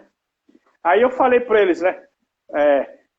Você pega a geometria. Uma vez eu fiz um exemplo chulo para eles. Eles falaram, professor, mas... Eu falei para eles, vocês nunca se perguntaram por que os vidros da escola são quadrados? São retangulares? Vocês nunca se perguntaram para eles? Imagina se fosse circular, o que ia acontecer? Eles falaram, ia chover mais dentro do que fora. Sim, porque não ia dar para fechar. Aí você entra... Você imagina que os vidros... Aí você entra na geometria. Do conteúdo de ladrilhamento, né? Isso. Aí eu falei para eles, imagina se a roda... eu até usei aquela coisa do Chaves, imagina se a roda fosse quadrada. Eu falei uma vez essa brincadeira. Você imagina se o pneu do carro fosse quadrado. Você sabe que, assim, uma das coisas que eu recebo, às vezes até na maldade, né, de muitos alunos, ou talvez na ingenuidade, né, é assim, aonde que eu vou usar isso na minha vida, né? Aonde que eu vou usar essa matemática na minha vida? E eu sinto que esses alunos, eles não tiveram a oportunidade de relacionar a matemática com a vida. A matemática no Enem, inclusive mandaram dar um salve para o Enem aí, uma positividade, vão lá, boa sorte. Eles não tiveram oportunidade de ver como a matemática, eles talvez tenham sido estudantes de uma escola tradicional, como a matemática se relaciona no cotidiano, como que você consegue fazer relações com a matemática no cotidiano. Eles não tiveram essa oportunidade, e aí eles não conseguem olhar ao redor e não conseguem enxergar a matemática. E aí cria-se esse discurso, que muitas vezes é de defesa. Aonde que eu vou usar isso? Eu não preciso aprender isso daí. Porque ele não sabe, né? Ele não conhece as aplicabilidades e o desenvolvimento da tecnologia. Ele usa celular, ele usa tudo da tecnologia e acha que não existe tecnologia. Porque você falar que a matemática, né, não está presente em nada é porque você não olha a tecnologia ao nosso redor, né? Inclusive no Enem a matemática se chama matemática e suas tecnologias. Então o grande segredo é você trazer a matemática para o cotidiano, fazer relações, trabalhar de forma prática, porque aí você vai olhar ao seu redor, você vai lembrar, vai fazer conexões neurais, essas conexões neurais vão fazer com que você aprenda de verdade. E nunca mais esqueça. Teve um dia, né, mesmo na época da pandemia, estava vindo poucos alunos. Aí uma das atividades era para eles identificarem figuras geométricas no entorno, para eles entenderem geometria. Aí eles começaram a colocar, eu falei, me ache figuras retangulares dentro da sala. Eles falaram, tem a carteira, tem a lousa. Aí eles começam a sentir coisas reais. Era do material Aprender Sempre? Matemática não. Era do material Aprender Sempre. Você lembra disso? Não, eu lembro porque eu validei essas questões, eu faço parte também. Tá meu nome lá no material. Eu lembro disso. Cara, tem muita coisa que eu vejo ali que eu vejo você. Eu falei, tem o dedo do Rafael nesse negócio aqui, cara. Tem o Rafael todinho. Só que aí você me põe pra ralar, né? Mas você põe pra trabalhar. Mas tudo bem, eu te perdoo, você é meu amigo. Então, assim, os alunos só aprendem matemática quando você coloca coisa real. Por isso que eu gosto. A matemática da nossa época eu nunca gostei. Nunca gostei. Porque eu vi que eu só aprendi logaritmo quando eu comecei a dar aula. Eu terminei a faculdade sem saber log, porque eu aprendi a matemática engessada. Eu nunca entendi aquele negócio, porque log de A mais vezes B é log de A mais log de B. Porque aquilo que você falou, o professor ensinava, por exemplo, a fórmula de Bhaskara e passava 1 milhão de exercícios iguais e você achava que você aprendeu. Aí quando caiu uma situação problema, você não sabia fazer. Eu não aprendi nada. Eu decorei eu mecanizei uma forma de aprender matemática. Você sabe, Mário? Quando você... Pode falar, desculpa. Pode falar. Não, pode falar. Se cair e você quiser abrir outra, pode abrir, a gente termina. Não, mas não cai não. Quando ela fica mais de 1 hora, é porque a live tá boa. Senão ela derruba. Então tá bom. Deus seja louvado. Continua. Não, o que eu vou falar para você é que é uma estratégia que eu adotei em todas as aulas que eu dou, tanto nas aulas que eu gravo, para o curso, que eu tenho um curso para o Enem, quem não sabe, tem um curso para concurso, todas as aulas que eu dou, eu começo com um problema antes de falar a teoria. A minha aula, Eu faço isso também. as minhas aulas, elas não começam assim. Eu tenho uma aula que é fantástica, que é a aula que eu uso para mostrar o significado da função do segundo grau. E eu começo com um problema que é assim. Quem é aluno do meu curso sabe esse problema que está lá gravada. Uma caixa de sorvete custa R$ 20 e, custando esse preço, ele consegue vender 300 caixas. A cada R$ 1 que ele abaixa, ele vende uma caixa a mais. Ou, a cada R$ 1 que ele abaixa, ele vende 20 caixas a mais. Qual é o valor que ele tem que vender para que ele obtenha a receita máxima? Ou seja, que ele arrecade cada vez mais dinheiro, né? Porque se ele abaixa o preço, ele vende mais, consequentemente, ele tem uma receita de dinheiro maior. E eu resolvo esse problema sem usar a fórmula de Bhaskara, sem usar o ponto de máximo, sem colocar no gráfico, só por tentativa e erro. E aí depois eu mostro a ferramenta matemática. E isso eu faço com inúmeras aulas. Eu começo a ensinar a matriz com a tabela do Campeonato Brasileiro. Quando o Corinthians está bem. Quando está mal, eu uso outro tipo de tabela. Mas, enfim... Ainda bem que você não torce para São Paulo. Você ia ter problema para ensinar isso. Então, todas as aulas eu começo usando uma situação, problema do cotidiano, usando um desafio, porque às vezes é muito difícil contextualizar na matemática, de fato, né? Para ter essa relação. Inclusive, eu vou entrar com muito mais detalhes, e agora é um convite que eu faço para todo mundo que está aqui, que eu vou dar um aulão. Todas essas questões específicas aqui, a gente não tem lousa aqui, né? A gente fala assim de modo abstrato, como que ensina, como que aprende, como que estuda, né? A gente fala muito de modo abstrato. Mas eu vou colocar na prática, aí vai ter uma lousa, tudo bonitinho, que eu vou dar um aulão, que vai acontecer no próximo dia 16. E no próximo dia 16 vai cair na terça-feira, vai ser às 8 horas da noite, né? Um aulão de matemática e raciocínio lógico matemático. Vai ter muita teoria, vai ter muita prática. Então, assim, igual o Juscelino Kubitschek, eu acho que o Getúlio Vargas falou, 50 em 5, né? Então, muita coisa vocês vão aprender em uma aula só, que vale muito a pena. E o link está lá na bio. Eu quero convidar todo mundo que está aqui. Acesse a bio, entra no grupo do WhatsApp. Eu estou lá nesse grupo, tá certo? Que eu vou mandar o material didático dentro desse grupo, que a gente vai trabalhar lá. Vou enviar o link também para participar. E aí, consequentemente, ela vai fazer muita diferença, principalmente para quem tem matemática ou raciocínio lógico em concursos. Então, novamente, na bio do meu Instagram, acho que aqui em cima, né, tá o meu Instagram e o do Mário. Não é na bio do Mário, da bio do Mário tá falando lá sobre São Paulo, né? Na minha bio, entra lá, vai ter um link que a gente vai falar muita coisa sobre matemática. Vai ter lousa, vai ter cálculo. Nossa, eu acho que a gente vai quebrar muitas barreiras de aprendizagem nessa live também. Inclusive, Mário, se você quiser aparecer nessa live também, pode aparecer lá, vai ser um prazer. Principalmente para me corrigir quando eu errar. Eu pretendo, sim, eu tenho um negócio para aparecer, mas quando chegar eu entro. Vai ser 8 horas, né? Vai ser 8 horas da noite. Não, beleza. Porque é legal, cara, assim, eu fui para outra escola e assim, como os alunos, pra gente, é um desafio para os professores. Como os alunos têm muita informação fácil, se você não der sentido aos números, eles não aprendem. Agora, o professor tradicional da nossa época, ele não consegue dar aula de matemática hoje. Ó, Mário, eu vou falar para você. Tem muito professor aí que ensina matemática de forma tradicional, que você fala assim, aprendi, e aí chega na hora, é a pior frustração do mundo, você não consegue resolver o problema. Né? Eu era assim no começo da minha carreira, a gente vai aprendendo e vai se qualificando, né? Eu era assim, eu andava com o livro, parecia desodorante de braço. Eu só andava com o livro do lado, aí eu começava... Olha a minha aula, Mário, no começo da carreira. Olha a minha aula no começo da carreira. Eu escrevia a teoria na lousa, pedia para os alunos copiarem, explicava 5 minutos, né? Depois pedia para eles fazerem exercício e nos últimos 10 minutos da aula respondia. Então era bem padrãozão assim mesmo. Quem teve professor que... Olha quem chegou! Lelê! O Leandro! O Leandro tá aí? Leandro. Ô, Leandro, um abraço, meu velho. Esse é muito doido, Saudades, gente. Ó. Amigo. Muito inteligente, mas doidão. Muito inteligente. Muito inteligente, Leandrão. Esforçado. Ele também passou nesse concurso com a gente. Então, assim, retomando. Tem muito professor que dá aula copiando na lousa, Cara, pra que copiar na lousa, velho? Entendeu? Às vezes uma teoria, uma outra, uma anotação, outra mais importante, né?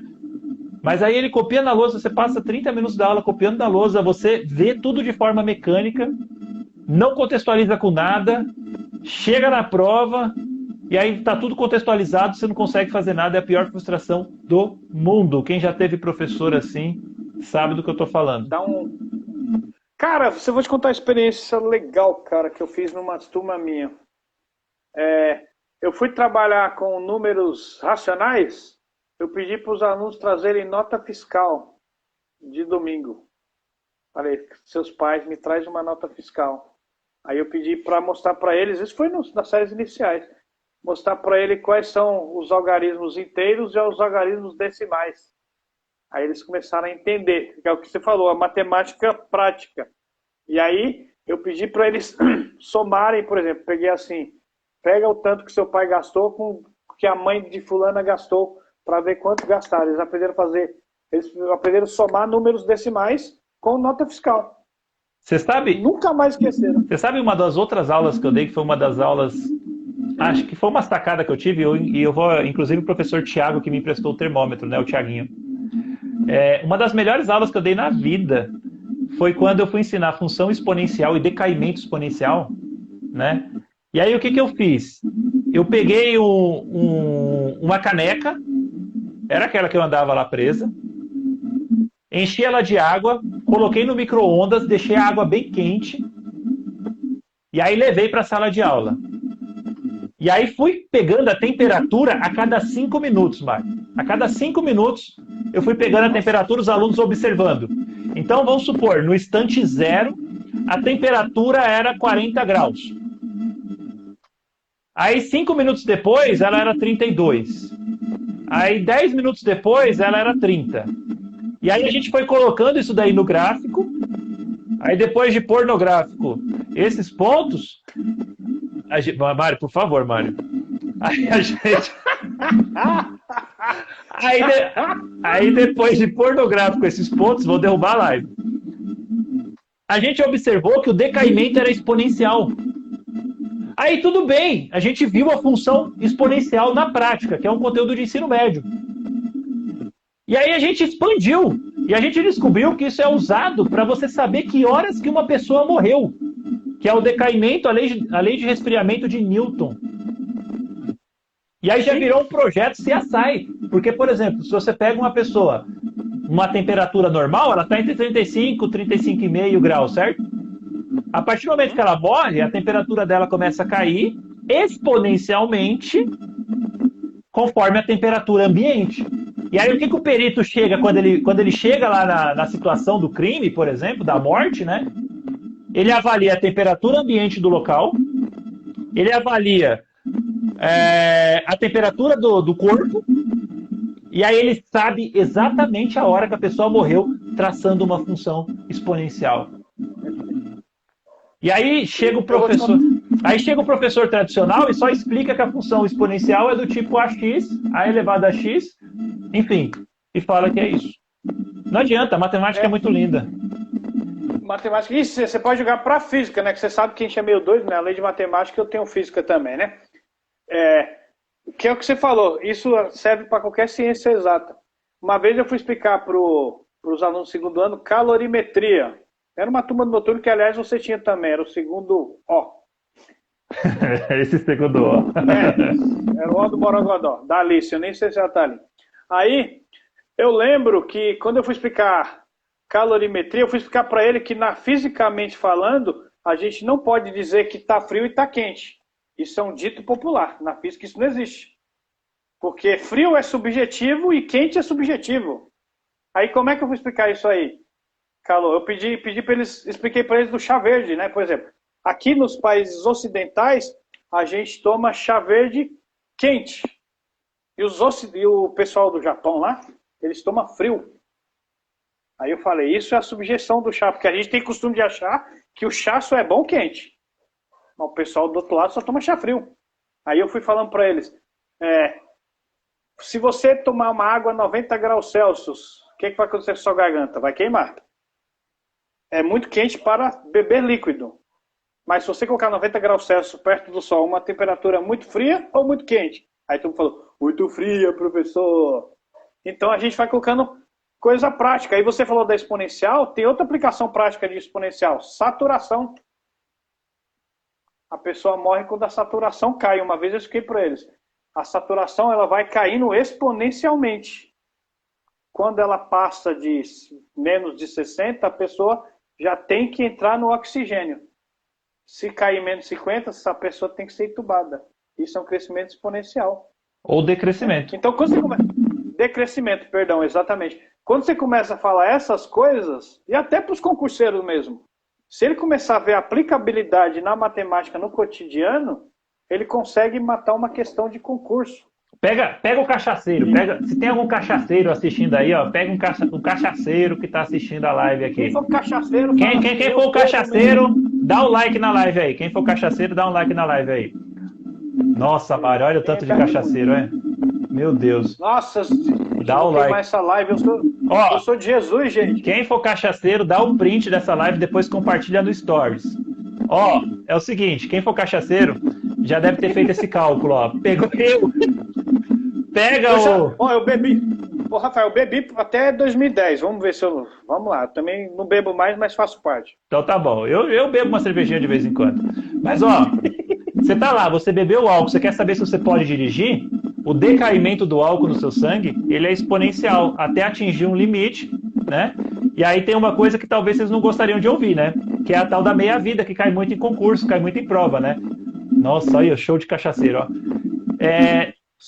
Ele decresce exponencialmente, como, por exemplo, se fosse uma função meio elevada a x. Então, se você tem 20 miligramas, depois de uma hora você tem 10, depois de uma hora você tem 5, depois de uma hora você tem 2,5, depois de uma hora você tem 1,25, depois de uma hora você tem 0,725, enfim. E ele nunca vai sair do seu corpo. Nunca vai chegar a zero. Aí tem o limite que tende a zero, todas essas coisas. E aí você consegue, por exemplo, talvez estipular um cálculo, tipo, se eu bebi 3 cervejas, qual vai ser o momento que vai ser tão próximo de zero, a ponto de ser imperceptível no bafômetro e também nas suas reações químicas e físicas, que é o mais importante para você não matar ninguém no trânsito, né? Para que você possa dirigir o seu carro. Né? Mas assim, enfim, toda essa aplicabilidade condiz para você conseguir entender de verdade a matemática. E Mário, uma perguntinha para fechar hoje, para fechar a live de hoje. Fala para mim, para você passar no concurso, para você é um mito ou é real? Para você passar no concurso, para você passar no Enem, para você passar no seu sonho que você almeja, coloca aí, galera, o sonho de vocês, qual é o grande objetivo? Você precisa se matar de estudar? A ponto de você abrir mão de tudo na sua vida? Tem gente que fala isso. Eu vou prestar um concurso? Ah, não vou prestar porque eu não quero abrir mão de tudo na minha vida. Mas você precisa se matar de estudar ou não? Não. Eu mesmo vou falar pelos concursos que eu passei.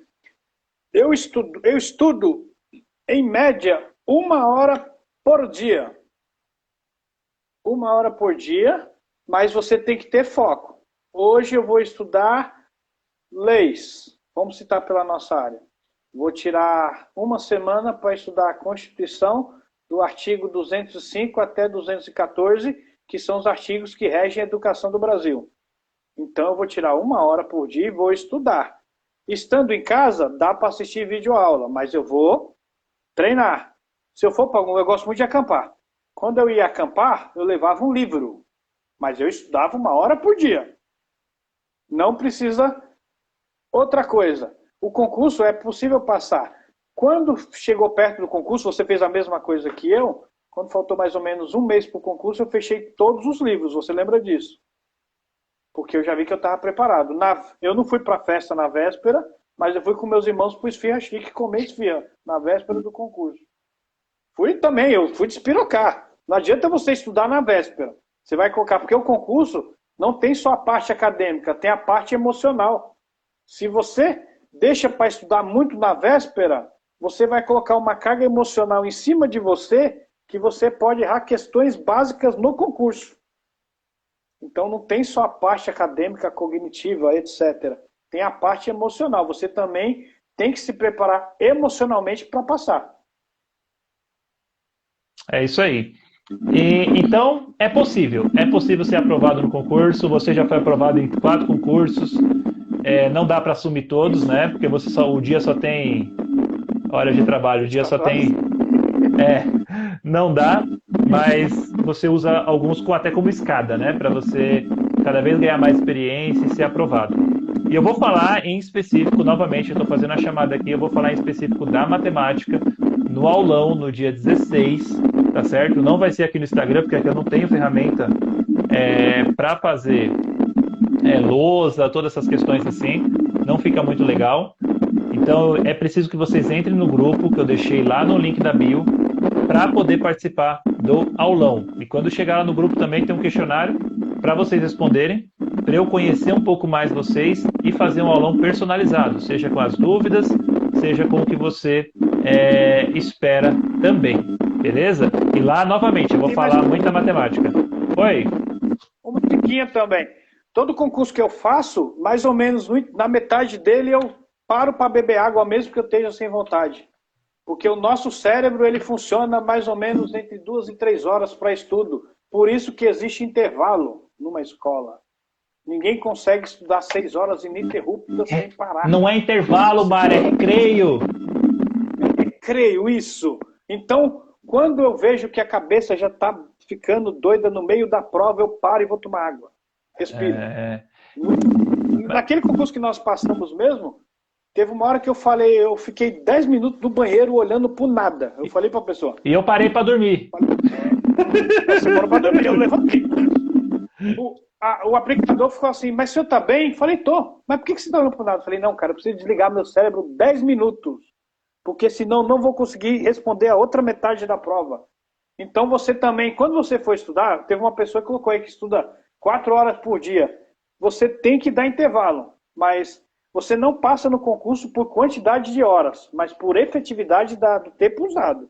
Se você usar meia hora bem usada, você passa no concurso estudando meia hora por dia. Não adianta eu estudar 4 horas mal estudada. Eu tenho que ter foco. Eu vou estudar o quê, para quê e por quê. É isso. Não é uma coisa. Isso é o que rege, né? É foco, disciplina, planejamento e estudar do jeito correto. Isso e persistência, né? Nós somos experiências vivas disso. Eu reprovei em 7 concursos para ser aprovado. E se eu tivesse desistido na primeira? Com certeza. Eu lembro quando você fala de persistência, né? Eu lembro quando eu fui aprovado no mestrado, né, para fazer, né? Quando eu fui aprovado no mestrado, foi uma surpresa para mim, porque eu prestei a primeira vez e eu achei que eu não tinha ido bem, eu acabei indo bem. Mas quando eu entrei para fazer o primeiro semestre na USP, para fazer o mestrado, eu tomei bomba nas disciplinas e eu ia ser reprovado. E eu tive que adotar uma estratégia que eu larguei o emprego da Casa do Zezinho que eu trabalhava, que era uma ONG que eu amava trabalhar. Eu lembro. E eu trabalhei só à noite no Leopoldo Santana, porque eu ficava 5, 6 horas por dia. Mas era uma coisa que eu coloquei na minha cabeça que eu falei, eu não saio de lá sem o título. Eu não saio de lá sem a minha formação. E é isso que você precisa. Você estudante, não é você, Mário, porque você já é, né? É isso que você estudante precisa ter. Você precisa ter persistência, porque ninguém nasce sabendo. Ninguém nasce aprovado. Entendeu? E é a persistência. Às vezes o aluno fala assim, mas você tem o dom. Você tem o dom da matemática. Eu falo, o único dom que eu tenho, meu filho, é o dom da palavra Dombrauskas, do meu nome. Que é Rafael José Dombrauskas, é o único dom que eu tenho. Agora não desmereça que eu estudei 8 anos na escola regular, depois mais 3 anos de faculdade, depois mais 3 anos de mestrado, fora os inúmeros cursos, que você também é pós-graduado, você também estudou, fez faculdade, você também fez inúmeros cursos da EFAP, como você disse.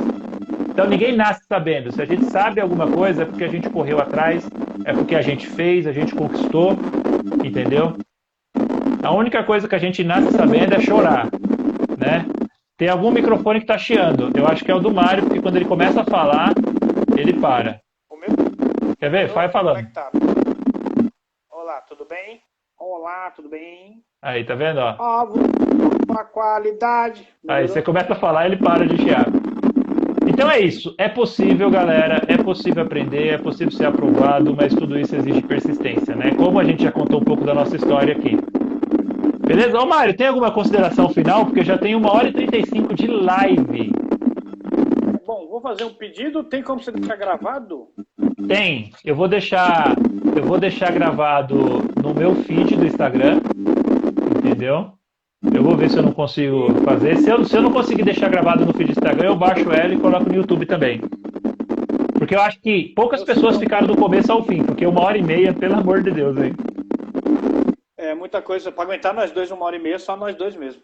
E a Ana Lúcia? Eu queria agradecer pela oportunidade de compartilhar um pouco das minhas experiências e agradecer as pessoas que assistiram. Dizer que estou com saudade de tu, né, meu? Você sumiu, agora você é patrão. Vamos comer nesse hashi, não existe mais, né? Não existe, agora é só Habib's. Aí, quem quiser ajuda, quiser alguma coisa, nosso Instagram está à disposição aí para ajudar.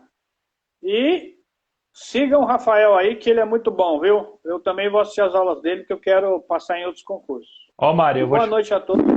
Oportunidade. Ó, Mário, eu vou te falar, mano. Eu não sei como agradecer você. Eu acho que você, como eu comecei a falar, eu vou pedir rapidinho só para você desconectar o seu fone. Aí, ó, era o seu mesmo. Porque você, acho que o áudio do celular vai dar certo.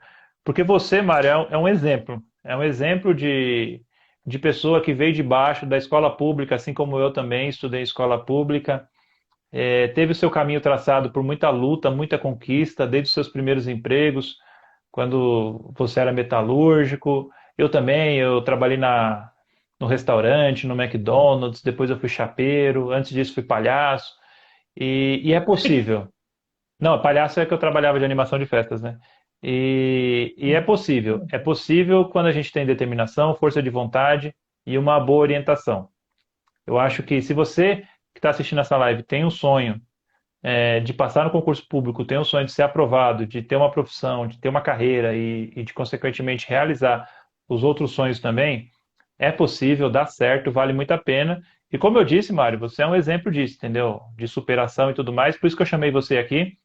Então é uma live muito verdadeira, é uma live de muita entrega, entendeu? A gente nem planejou muitas coisas, eu tinha uma pauta aqui tudo assim, mas de muito valor assim, e eu admiro muito você como profissional, e eu quero comer esfirra com você no Habib's. Estamos fazendo um merchan aqui gratuito. Isso, não ganhamos nada para isso, mas se eles quiserem pagar, a gente aceita. E eu quero ver se dá para ver o seu cachorrinho aí. Você consegue filmar ele? Não, cara, ele tá lá embaixo. A gente deixa lá porque ele faz muito barulho. Não ia funcionar a live, não. Não ia Ele fazer? não ia me dar. Então depois a galera Ele cobra não- aí, porque eu quero conhecer o seu cachorrinho. Filma ele, eu quero ver. Eu vou fazer uma live especial para vocês conhecerem meu cachorrinho. Vou marcar o horário e te avisar no privado. Então Ele não fechou, dá Mário? sossego, não. Fechou, Rafael. Obrigado, querido. Quando você precisar, estamos à disposição, querido. Só chamar. Galera, depois sigam o Mário aí também. Eu vou incentivar ele a produzir conteúdo também, tá certo? Porque ele é muito Obrigado. bom, tá certo? Compra uma lousinha também, Mário, ó. Eu vou até mostrar aqui, ó, o segredo, ó. O segredo tá aqui, ó. Tem um pano aqui, ó, mas a lousa tá ali atrás, ó. É ali que eu faço os vídeos, ó. Cara, eu vou estruturar aqui minha sala aqui também para fazer um. Vocês estão vendo esse furo aqui? Só brincando aqui, tá vendo esse furo aqui, ó? É porque eu aumentei ela de tamanho. Porque eu tinha colocado um tamanho e estava cortando a minha cabeça nas gravações. Eu aumentei e até hoje eu não coloquei esse furo aqui. Não tampei. Parece um tiro. Não, beleza. Quem quiser me seguir, quiser ajuda de alguma coisa aí, tamo junto. Obrigado, irmão. Deus te abençoe e abençoe todos vocês. Tenham uma boa noite. Boa noite, galera. Tchau, tchau. Tchau. Salva a live, hein? Vou salvar.